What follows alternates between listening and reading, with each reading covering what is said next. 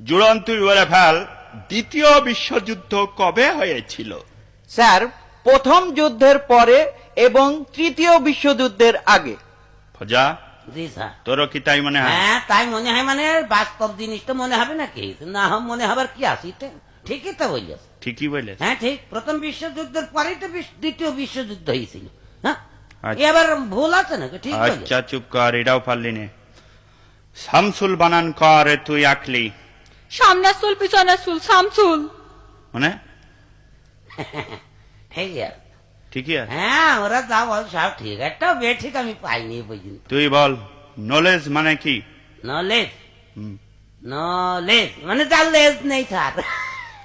চার লেজ নেই। লেজ নেই।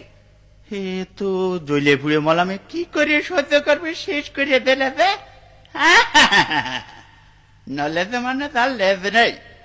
ওয়েলকাম মানে তুই কি বলে ফেলা? স্যার, তেল আসতে।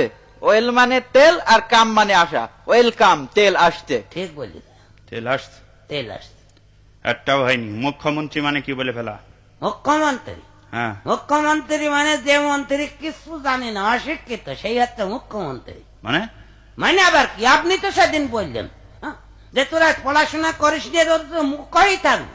তাই মুখ্য মানে যদি পড়াশোনা না জানা হয়, অশিক্ষিত হয়, তাহলে মুখ্যমন্ত্রী মানে সে অশিক্ষিত মন্ত্রী না। এই বুঝা বুঝেছ তুমি? হ্যাঁ,